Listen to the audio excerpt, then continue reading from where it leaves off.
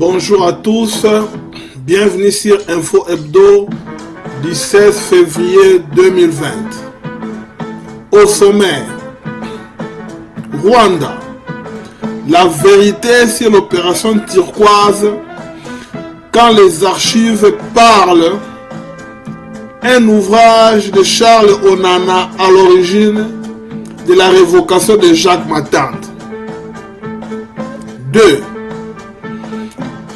Kalev Moutonde, le responsable numéro 1 de M23, vrai ou faux? 3. L'UDPS fête ses 38 ans sans le Tshisekedi au stade des martyrs. Et puis viendront le divers, où nous parlerons du premier cas de coronavirus en Afrique, plus précisément en Égypte. Nous parlerons aussi du tribunal de l'Union européenne qui rejette les recours de proches de Kabila sous sanction. Nous parlerons de l'évolution du dossier Beni, mais également des autres sujets. Sans plus tarder, nous abordons notre premier sujet.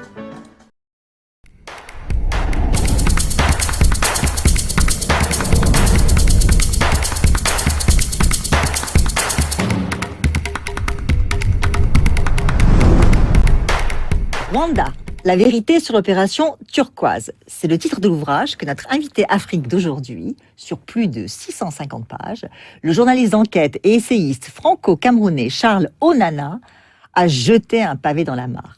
Oser remettre en cause, preuve à l'appui, la doxa voulant que le génocide des Tutsis au Rwanda ait été planifié par les autorités rwandaises de l'époque et que la France ait été impliquée dans ce génocide en armant les Hutus. Revenons sur les faits. Le 22 juin 1994, le Conseil de sécurité des Nations Unies autorise, par la résolution 929, le déploiement d'une force multinationale sous commandement français au Zaïre. Le président Mobutu était toujours en vie à l'époque, et au Rwanda. C'est l'envoi de cette force, appelée Opération Turquoise, après l'attentat contre le Falcon 50 du président rwandais Juvenal Habyarimana, qui a également coûté la vie à son homologue burundais le 6 avril 1994, et alors que les tueries en masse avaient commencé, qui est mise en cause, y compris au sein de l'armée française.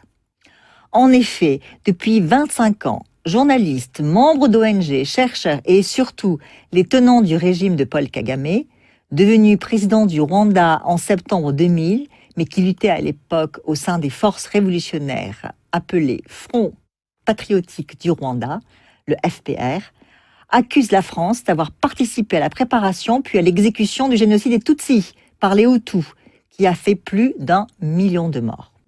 Docteur en sciences politiques, diplômé de l'université Jean Moulin, Lyon 3, où il a soutenu sa thèse en décembre 2017, Charles Onana est un spécialiste des Grands Lacs et des conflits armés, en plus de ses écrits concernant le génocide au Rwanda. Il est également connu pour son travail de pionnier sur l'histoire des tirailleurs africains pendant la Seconde Guerre mondiale. Il a également dirigé l'Organisation panafricaine des journalistes indépendants au sein de laquelle il a mené une enquête sur l'assassinat du journaliste burkinabé Norbert Zongo.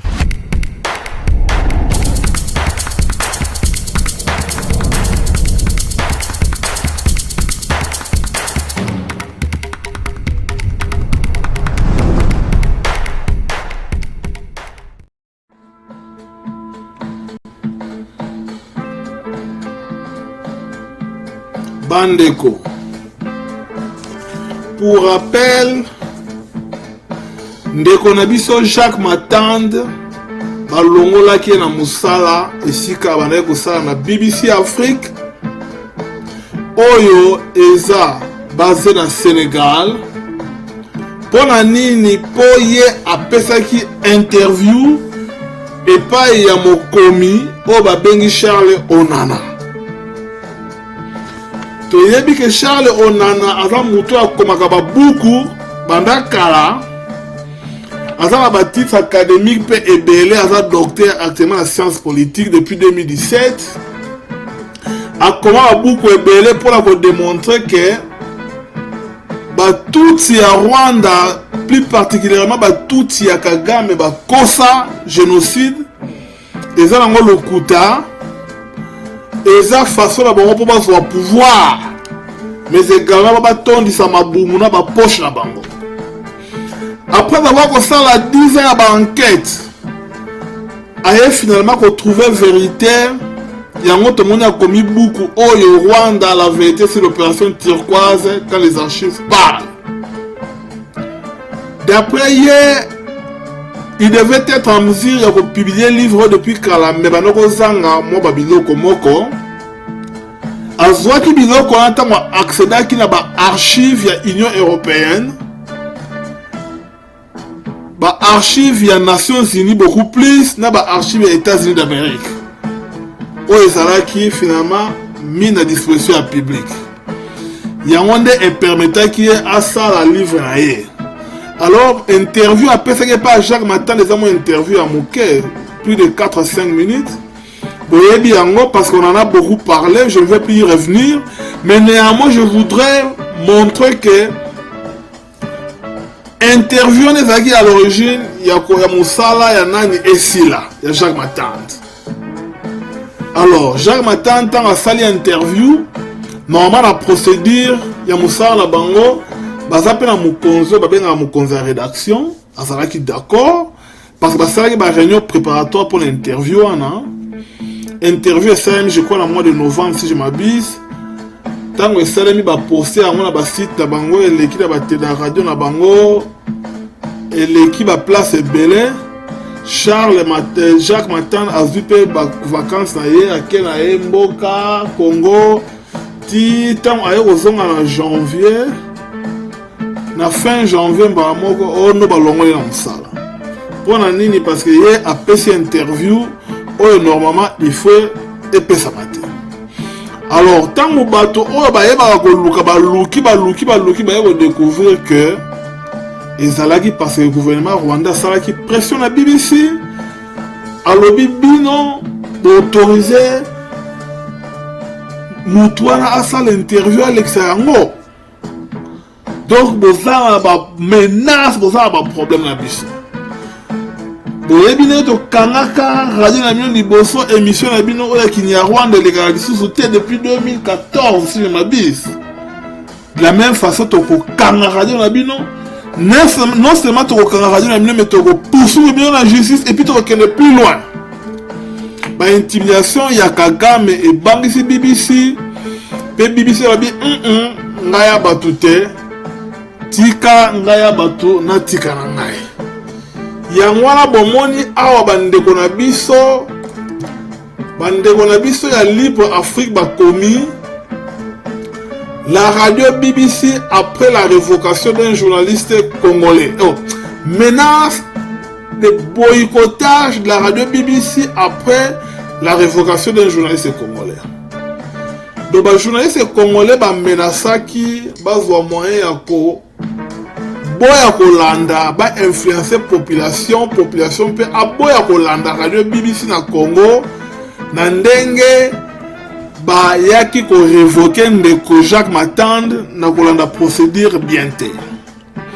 Alors toko continuer mais tolingaki to zwana makanisi ya livre oya ndeko Jacques Onana na mo ebandeli et puis suka rango simato ya awa to continuer kolanda ba buku na biso ou sinon ba publication na biso. À tout à l'heure. Charles Onana, bonjour. Oui, bonjour. Alors, je le disais en introduction, je le rappelais, vous aimez les sujets difficiles. Mais pourquoi ce livre qui revisite l'opération turquoise et les génocides rwandais maintenant et dans quel but ? C'est très simple, c'est parce que l'histoire officielle est fausse et c'est surtout parce que pendant 25 ans, on a essayé de nous imposer une version alors même que des archives étaient ouvertes aux États-Unis et dans d'autres pays. Mais enfin, tous les pays ne veulent pas ouvrir leurs archives et on comprend pourquoi. Mais lorsque j'ai consulté les archives des Nations Unies, je me suis rendu compte qu'on nous a beaucoup menti.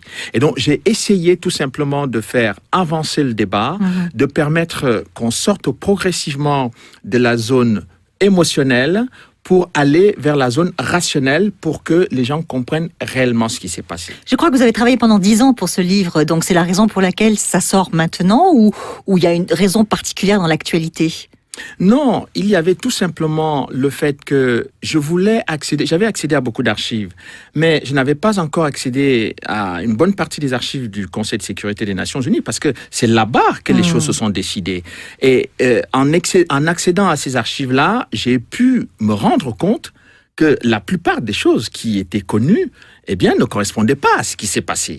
Et c'est pour cette raison que j'ai voulu que on puisse avoir à la fois les différentes positions des acteurs, mais surtout qu'on identifie tous les acteurs extérieurs qui ont participé à cette tragédie.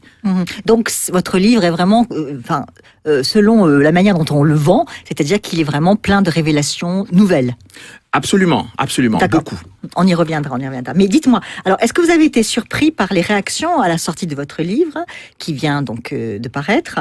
Vous savez que l'on vous traite de révisionniste, voire de négationniste. Que répondez-vous à vos détracteurs? D'abord, que je n'ai pas l'habitude d'insulter ou d'injurier des gens qui ne sont pas d'accord avec moi. C'est mon éducation. On m'a appris à être poli, correct vis-à-vis des gens quand ils pensent ou quand ils disent des choses. Alors, la deuxième chose, c'est que ce n'est pas avec des injures qu'on fait avancer le débat, d'abord, et ensuite, ce n'est pas avec ça qu'on fait avancer le débat scientifique. Moi, je mets des choses sur la table. Les gens qui ne sont pas d'accord devraient apporter des choses contradictoires ou suffisamment d'éléments plus forts que les miens. Alors, si on est réduit à m'injurier, je considère que ceux qui m'injurient n'ont pas grand-chose dans les mains. Alors, dans votre livre, vous faites très justement remarquer que le génocide au Rwanda, peut-être que génocide, c'est contestable, puisque ça suppose une préparation en amont, et deuxièmement, que faire un parallèle avec le génocide des Juifs, c'est quand même très abusif. Pourquoi ? Alors, deux choses. La première chose, c'est que le gouvernement rwandais actuel a martelé pendant des années que la tragédie du Rwanda était planifiée par les Hutus, sauf que le président Hutu Juvenal Habyarimana est mort avant le début des massacres, et que le gouvernement qui est arrivé après lui n'a jamais travaillé avec Habyarimana. Donc, il y a déjà, d'entrée de jeu, un problème. Donc, il y a un hiatus, ça s'appelle. Il y a un problème. Donc, alors, le deuxième élément, c'est que le tribunal pénal international a démontré, à travers tous les procès, qu'il n'y a jamais eu de planification. Alors, s'il n'y a pas eu de planification, qu'est-ce qu'il y a eu ? Et c'est à ce moment-là que je me suis rendu compte qu'il y avait quand même beaucoup de problèmes. La deuxième grosse erreur, et là je trouve vraiment scandaleux, c'est que on compare les événements du Rwanda à la tragédie qu'ont connue les Juifs pendant la Seconde Guerre mondiale. J'ai travaillé quand même sur les tirailleurs africains, le rôle des Africains pendant la Seconde Guerre mondiale. Mais je ne vois pas, sur le plan sociologique, sur le plan politique et sur le plan militaire, comment on peut comparer le peuple juif qui a subi une tragédie, une horreur comme celle qui s'est passée pendant la Seconde Guerre mondiale, comment on peut comparer ça avec des gens qui se battaient pour la conquête du pouvoir? Parce que le problème entre Hutu et Tutsi, c'est que les uns sont au pouvoir et les autres veulent prendre le pouvoir que détiennent les premiers. Tout à fait, donc je ne comprends pas pourquoi même les intellectuels juifs acceptent qu'on puisse faire un tel amalgame. Je trouve que vraiment... Pas de négationnisme de votre part.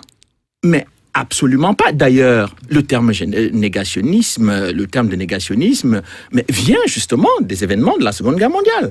Je ne vois pas pourquoi on essaye d'en faire une extension sur le dossier du Rwanda aussi loin dans la brosse africaine. Ça n'est pas, je dirais, convenable et ce n'est pas très sage. Tout de même, permettez-moi de vous faire remarquer que vous cherchez un peu la controverse, puisque, par exemple, vous n'hésitez pas à dédicacer votre livre à Pierre Péan, qui est décédé en juillet dernier. Donc, ça a dû être une grosse perte pour vous, d'ailleurs. Or, en son temps, lui-même avait été accusé par ses détracteurs d'avoir écrit un livre sur commande, juste pour minimiser les responsabilités françaises dans le génocide des Tutsis au Rwanda. Or, votre livre, à vous, La vérité sur l'opération turquoise, c'est la suite de Noir Fureur, Blanc Menteur, qui était le titre du livre de Péan en son temps. Et dans ce cas, assumez-vous les accusations d'ethnicisme déjà portées contre votre prédécesseur? Alors, d'abord, je dois dire une chose, c'est que Pierre Péan avait même été accusé d'être raciste. Alors, ce qui pour moi était insupportable de connaître Péan depuis des années, et de savoir tout ce qu'il a fait. Il était le premier à sortir Affaires africaines pour dénoncer les turpitudes de la France en Afrique. Donc, traiter ce monsieur de raciste, pour moi, c'était un scandale. Et d'ailleurs, je suis allé le défendre devant la 17e chambre pour dire que, eh bien, ce que Pierre Péan avait dit, moi aussi je l'avais dit. Mais moi, on ne m'a jamais accusé d'être raciste. Donc, je trouvais que ce qui était fait contre lui était profondément, intellectuellement malhonnête. La deuxième chose, c'est que ce que dit Péan, ce n'était pas un livre de commande, parce que j'ai longuement travaillé avec Péan depuis des années sur d'autres dossiers. Mais son entrée dans le dossier du Rwanda s'est aussi fait un peu par mon biais, par mon canal, parce que je dirais que j'ai beaucoup influencé aussi Péan pour qu'il travaille sur cette affaire. Pourquoi? Parce que je m'étais rendu compte qu'il y avait comme une force d'inertie en France. Il y avait des accusations qui étaient portées contre la France de façon systématique, mais on ne regardait pas tous les autres acteurs qui étaient impliqués dans ce dossier. Mais plus grave, c'est que on ne considérait pas que d'autres personnes dans la communauté rwandaise avaient subi des massacres tout aussi atroces. Tout à fait. Et tout cela, vous parlez du cadre, par exemple, de la minorité Hutu. Les Touas, qui sont la première minorité au Rwanda, mais leur cas a été complètement éteint. Enfin, ça n'est que 1%, si je peux me permettre. Mais c'est justement pour cela que c'est très important. Parce que s'ils étaient 1% avant la tragédie, combien sont-ils? En existe-t-il encore, d'ailleurs? Et donc, je pensais que cette façon de faire n'était pas d'abord bonne dans la façon de raconter l'histoire, mais ce n'était pas bon non plus pour obtenir la réconciliation entre Rwandais. Parce qu'on ne va pas les laisser en les stigmatisant de façon permanente et éternelle. Il va falloir qu'à un moment donné, ils finissent par se réconcilier, et on ne peut pas se réconcilier sans vérité.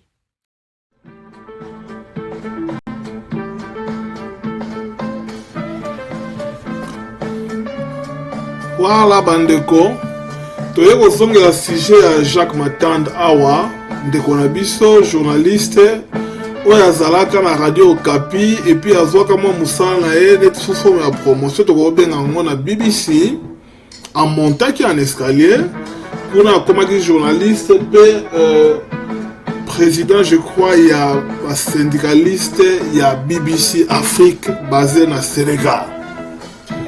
Alors tomoni ke ba chaîne ou sinon ba publication ebele esalaki mention ya makambo ya ndeko na biso Jacques Matande.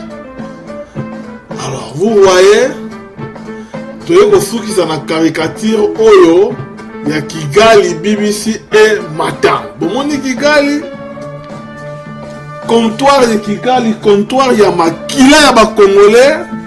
Aza kobeta kibota na BBC mutafanya na kiti ale BBC chargé à rédaction oya mwasi oyo aza na Sénégal abeti kibota epai ya Jacques Matande oyo azosala ba interview na ngona liboso ya ordinateur.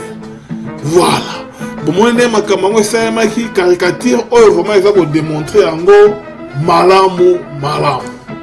Alors soki toyebi tozonga mwa moke awa tomoni ke na interview ya Jacques Onana Meiko Limbola a expliqué problème nyonso ya Rwanda ke eza mensonge, eza ba montage, que Kagame a bon bandeko na ye ba tutsi pour aller pour yazwa pouvoir, parce que ça la procédure moko en principe qui devait être suivi à l'époque, mais en complicité avec les États-Unis, ye Kagame ba déjouer yango, ba boye ko que continuer ba négociation na Arusha, je crois que chose comme ça. Bomi président Abiyarimana, Charles Onana a dénoncé en Wawa que Kagame Ontaboma Abiyarimana, et puis tout est parti de là. Balobi génocide de Salema, mais Salema vraiment parce que Kagame a beaucoup bandéroné Batutsi, et puis ensuite, tant que Sali Bongo a continué à Congo, depuis Abanda Koboma, Tile Loa Boma Kaka. eleka kutu koleka bato bakufa na soi-disant génocide ya Rwanda. Mais ata moto moko akosolaka te bien. Pourquoi? Parce qu'on accuse la France que France peut azalaki responsable na nini wana na génocide, alors que Charles on a lobby que par ya France eza nango vraiment moqué par rapport à par les États-Unis, parce que les États-Unis sont centrales na makambo oyo esalemaki na attaque ya mboka na biso na est kuna. Donc pototika kozwa maloba ebele tozokenda tosilisa interview ya ndeko Charles Onana epesa bino makanisi ebele bomona ndenge azo défendre livre na ye oyo abimisaki, et ceci nous permettra de leka na sujet na biso ya mibale oyo Caleb Mouton, le responsable numéro 1 de 123 vrai ou faux, mais également de combiner en un sujet na biso ya misatou. L'IDPS fête ses 38 ans sans les tshisekidistes au stade de martyrs. Donc, sans plus tarder, toke na sujet na biso au Isolande. Alors, vous en parlez tout à l'heure, vous avez eu accès à des archives que nul autre n'avait consulté, en tout cas auparavant. Mais ce travail remarquable que vous avez fait, il pose quand même la question, d'ailleurs dans la préface, le colonel Luc Marshall, l'ancien commandant des casques bleus de la mission des Nations Unies pour l'assistance au Rwanda, secteur Kigali, le souligne lui-même. Mais comment se fait-il, d'une certaine façon, que vous ayez, vous, eu accès à ces archives et pas d'autres, et notamment, je pense bien sûr à la flopée de juges français qui ont enquêté notamment sur l'assassinat de Juvenal à Bigirimana, le président rwandais. Non, mais je me suis rendu compte qu'en fait, vous savez, il y a des grandes puissances qui sont mêlées à cette affaire, beaucoup de grandes puissances, et notamment les États-Unis, la Grande-Bretagne, etc. Et puis, en France, j'ai eu l'impression que parler des États-Unis, c'est très difficile. Et je me suis rendu compte que le premier élément d'ailleurs qui m'a frappé, c'est la commission d'enquête parlementaire, ce qu'on appelle la mission d'information. Dans la mission d'information a peu parlé du rôle des États-Unis. Il y a une phrase, je dirais, soyons honnêtes, un paragraphe pour parler du rôle des États-Unis et surtout pour dire qu'il n'y a pas eu de complot américain. Bon, le mot complot ne me convient pas du tout, et je n'aime pas l'utiliser parce qu'il ne veut plus dire grand-chose, mais quand les États-Unis ont ouvert leurs archives en 2001 et que on a Mais pourquoi les ont-ils ouverts que en 2001 ? Mais je n'en sais rien, mais probablement parce qu'ils se sont dit... il y avait... Non, je pense que comme on avait changé de régime, on s'est dit qu'on peut sortir les archives qui dataient de l'époque de Clinton. Donc pour les républicains, ils ne se sentaient pas totalement concernés par ce dossier. Mais ce qui était important, c'est que les Américains, dans leurs propres archives, montrent quel est leur degré d'implication dans l'histoire. Et il a fallu attendre presque 17 ans. C'est en 2017 qu'une journaliste britannique, dans The Guardian, sort une information parlant du rôle secret des États-Unis dans la tragédie du Rwanda, dans le génocide du Rwanda.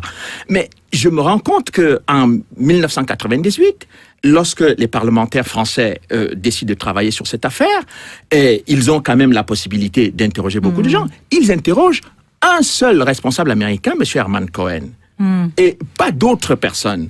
mais quand vous voyez les câbles diplomatiques américains, quand vous voyez les rapports des États-Unis, de la CIA, du Pentagone et du département d'État américain, vous êtes quand même frappé par le fait que cette histoire est... Si vous me permettez, les sénateurs français n'ont pas si mal choisi, puisque Herman Cohen était justement au cœur, au fait, aussi. Oui, en fait, l'idée américaine, c'était de faire tomber Mobutu. Oui, depuis 1992, tout à fait. Je suis totalement d'accord avec vous. Mais dans ce qui se passe en 93-94, on a besoin de savoir quel est le rôle que jouent les Américains dedans. Et personne ne veut en parler. Et le problème, c'est que ce que j'apporte aujourd'hui comme élément important, c'est que contrairement à ce qu'on pense, le rôle de la France dans cette affaire n'est pas aussi important que celui des États-Unis ou de la Grande-Bretagne. Parce qu'au Conseil de sécurité, ceux qui décident pendant les 2 mois qui vont être les 2 mois d'horreur et de massacre au Rwanda, c'est les États-Unis et la Grande-Bretagne qui prennent des positions Alors, pour dire qu'on ne part pas. Sans déflorer votre livre, parce que vous voulez quand même que les gens l'achètent et le lisent, Oui. quelle est la responsabilité des Américains dans le génocide au Rwanda? Elle est centrale. Elle est centrale pourquoi? Parce que pendant les négociations de paix, les négociations d'Arusha, il est question de partage de pouvoir entre Hutu et Tutsi. Et les deux parties, l'OFPR de Kagame, signent les accords d'Arusha pour obtenir le partage du pouvoir. Et ce partage du pouvoir va encore beaucoup plus loin parce que on finit par donner un pourcentage très important aux rebelles dans l'armée. C'est-à-dire que l'OFPR de Paul Kagame allait devenir une force beaucoup plus importante que l'armée Hutu qui était là depuis des années. Mais avant que ces accords ne soient mis à exécution, c'est là qu'on décide d'éliminer le président Juvenal Habyarimana. Et les Américains, une fois que cet attentat a lieu, au lieu de demander qu'on revienne donc aux accords d'Arusha, ce que demandent les autorités et les Français, ils disent non. Ils laissent pendant 2 mois, les massacres se dérouler. Mais quand je fouille dans les archives du Conseil de sécurité, mais pourquoi ils font ça en accord avec l'OFPR? C'est parce que l'OFPR avait une supériorité militaire. C'est-à-dire que l'OFPR... Donc ils ont joué la carte militaire sur le terrain. Voilà. Et ils ont parié sur Kagame d'une certaine façon. Ils ont parié sur Kagame. Il n'était pas encore le numéro 1. Il faut quand même rendre à l'histoire ce qu'il a appartenu. C'est lui qui Il était le commandant militaire. C'était le commandant militaire. Et donc, on savait qu'une fois qu'il remporte la victoire militaire, il n'y aura plus de partage de pouvoir entre Hutu et Tutsi. Et c'est de ça dont on ne veut pas parler. Parce que depuis 25 ans, on nous parle du génocide pour que nous n'ayons pas à parler de pourquoi les accords d'Arusha n'ont pas été appliqués. Et si les accords d'Arusha n'ont pas été appliqués, pourquoi on a tué Habyarimana? Et qui a tué le président Habyarimana? Alors, qui a tué Habyarimana? 2 présidents. Moi, je l'ai dit en 2002, en disant que le président Kagame est l'auteur de cette affaire. Pourquoi? Thèse reprise par Péan, qui avait été contestée oui, ensuite, bon, moi, qui n'a pas été entérinée par les juges français. Alors, ce qui est quand même important, c'est que lorsque le président Kagame a quand même déposé une plainte devant la 17e chambre contre moi, il n'y avait pas que le président rwandais, il y avait l'État rwandais. Donc, j'ai eu 2 grandes plaintes qui ont été retirées 48 heures avant le début du procès. Donc, pour moi, le président Kagame donnait là un aveu public de son rôle. Parce que vous ne déposez pas une plainte contre un journaliste et retirez ça, alors que juste au moment où on vous dépose les preuves pour montrer votre rôle. Donc, je pense effectivement que c'est l'assassinat d'Habyarimana. Vous savez que, par exemple, aujourd'hui en France, la plainte sur l'assassinat du président Habyarimana n'a toujours pas abouti. Oui, absolument. C'est pour ça que je vous pose la question. Alors qu'on a jugé tous les Hutus devant le tribunal pénal international, l'ancienne procureure Louise Arbour, qui était la Canadienne, a fini par dire que finalement Kagame avait fait des pressions sur le tribunal pénal international pour que on ne fasse pas de la lumière sur l'attentat. Le procureur Carla Del Ponte s'est retrouvé mise à l'extérieur, sortie de son poste de procureur, parce qu'elle a voulu commencer à regarder ce que l'OFPR faisait. Donc, si vous voulez, on a construit une histoire erronée, une histoire fausse, pour nous faire entendre un seul son de cloche. Et moi, je voulais que on essaye d'avoir l'ensemble des éléments qui permettent à chacun de se faire une opinion objective sur ce qui s'est réellement passé. D'accord. Donc, dans les archives que vous avez consultées, dont vous rendez compte dans votre livre, qui fait 650 pages, je rappelle, donc qui est quand même assez volumineux. Oui, et qui n'est pas attaqué jusqu'à présent. Vous apportez la preuve, donc, que les Américains avaient parié donc, sur la victoire militaire du FPR et donc sur Kagame, d'une certaine façon. Alors, j'apporte beaucoup d'éléments. D'abord, les premiers éléments qui montrent que l'OFPR, pendant les négociations d'Arusha, les Américains ont toujours soutenu Kagame à travers le représentant, l'attaché militaire qui était sur place, Madame Joyce Leader.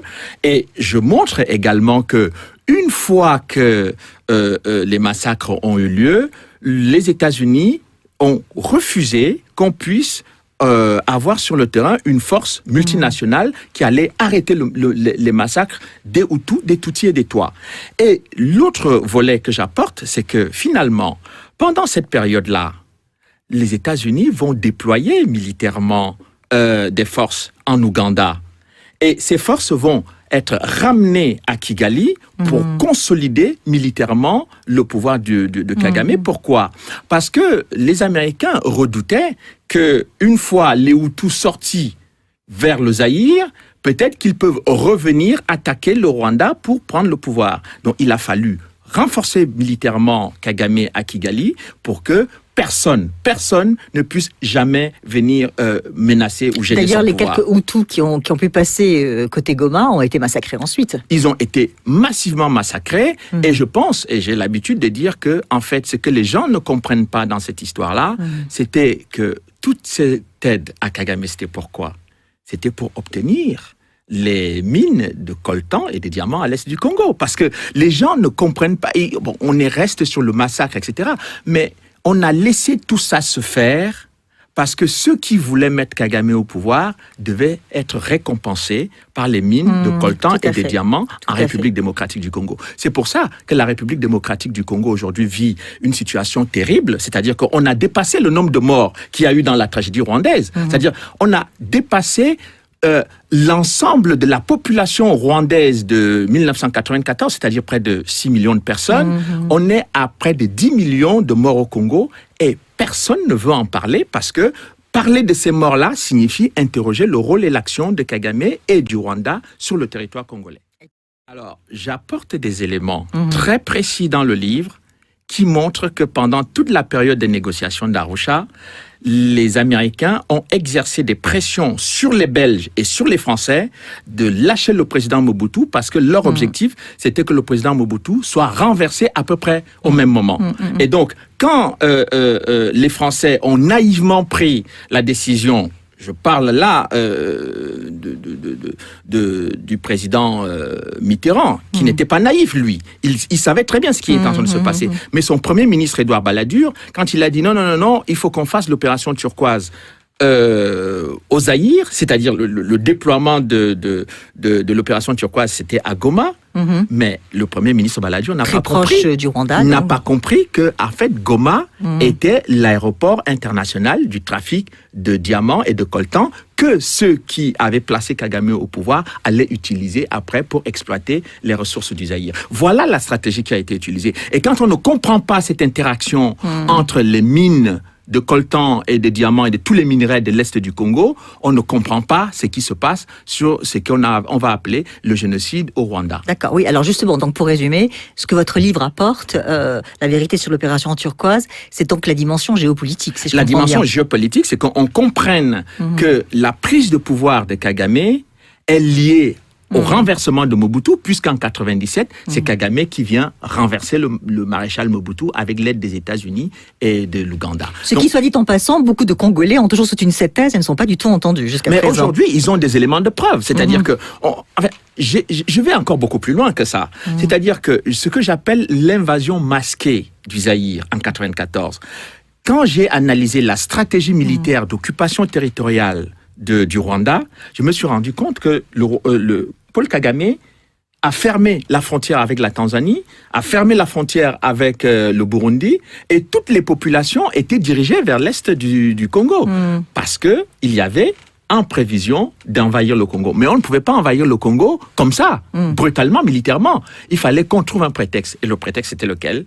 Qu'il y a des génocidaires qui sont réfugiés à l'est du Congo. Tout à fait. Et depuis plusieurs années, les génocidaires se trouvent autour des mines de diamants et de coltan de la République démocratique du Congo, dans lequel on trouve de nombreux rapports des Nations Unies qui démontrent que le Rwanda pille les richesses du Congo et vend le coltan à Kigali. D'accord. Alors, dans votre livre, vous avez aussi beaucoup parlé du rôle du FPR qui n'était pas tellement mis en avant, justement. Mais bon, ça a été quand même pas mal développé auparavant. Il y a un élément ou deux éléments nouveaux, très nouveaux, sur le rôle du rôle du FPR que vous avez mis en avant? C'est que, par exemple, Médecins sans frontières, qui était sur place, organisation humanitaire respectée et respectable, qui a des populations, qui voit des populations tuées sur le terrain.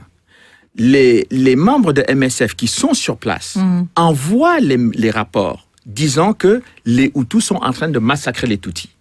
MSF dénonce ces massacres. Les mêmes membres de MSF envoient des rapports disant que les rebelles Tutsis sont en train de massacrer les Hutus et les Twa.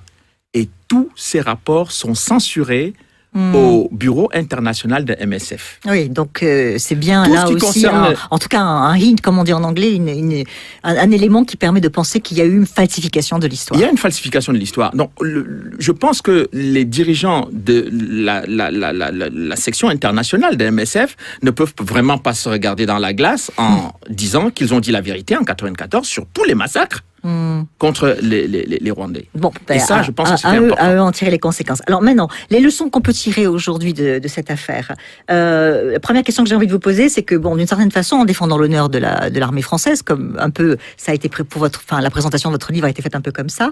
Est-ce que d'une certaine façon, vous en prenez pas à la politique étrangère de la France qui a travaillé sur la réconciliation avec le Rwanda? Est-ce que vous n'êtes pas un peu en porte-à-faux par rapport à tout ce que les présidents français ont fait depuis François Hollande pour se rapprocher du Rwanda, se réconcilier avec le Rwanda? Non, je pense qu'il n'y a pas de réconciliation sans vérité. Bon, d'ailleurs, les militaires français se sont indignés lorsque M. Sarkozy avait prôné le rapprochement avec le Rwanda, alors que c'est le Rwanda qui avait rompu les relations diplomatiques avec la France. Donc, on s'est retrouvé devant une situation où on ne savait pas si les accusations portées contre l'armée française étaient justes ou fausses, vraies ou fausses. On ne savait pas si effectivement la France se rapprochait du Rwanda parce que elle avait beaucoup de choses à se reprocher, donc pour qu'on ne sache pas la vérité, elle essaye de se rapprocher. Mais enfin, il y avait beaucoup de choses qui n'étaient pas claires. Et moi, je pense que pour qu'une réconciliation puisse être comprise, il faut clarifier les choses d'abord. Et la difficulté que la France a aujourd'hui, c'est de ne pas être capable, en mesure, avoir le courage politique de dire précisément que toutes les accusations qui sont portées contre l'armée française sont fausses. On peut accuser la France d'autre chose, mais pas d'avoir organisé, planifié et exécuté le massacre. Mais quand même, le Rwanda est présenté comme un modèle pour l'Afrique. Il en est un sur le plan économique. Non, mais ça, c'est de la propagande d'ailleurs. Ce qui serait intéressant, c'est qu'on sache d'où... Écoutez, quand on me parle du Ghana, on me dit que le Ghana est un pays qui se bat, mais parce que le Ghana travaille qu'avec ses ressources. Le Ghana ne va pas piller les ressources de son voisin. Bon, alors, le Rwanda, il faut qu'on nous dise d'où viennent les ressources du Rwanda pour faire ce qu'ils sont en train de faire au Rwanda. Je pense que ce soit les Occidentaux ou les Africains qui prennent le Rwanda comme modèle, il faut qu'ils demandent clairement d'où viennent les ressources du Rwanda pour construire ce pays. Si on viole les femmes à l'est de la République démocratique du Congo et qu'on se tait, si on massacre les populations civiles, si on utilise les enfants dans les mines de diamants et de coltan, si chaque jour les populations congolaises sont en instabilité permanente jusqu'à la tête du pays, parce que le Rwanda mène des incursions qui sont aujourd'hui démontrées par la MONUC, je pense que ce n'est pas très sérieux, ce n'est pas très correct. Il faut dire la vérité sur ce qui se passe et alors à ce moment-là, eh bien, on va applaudir le Rwanda. Si le Rwanda arrive à se développer par ses propres ressources, moi je serai le premier à dire allez voir comment ils font parce que leur méthode est efficace. Mais si c'est pour se développer en dépouillant le voisin, je pense que ce n'est pas très honnête et ce n'est pas très correct et ce n'est pas comme ça que l'Afrique va se développer.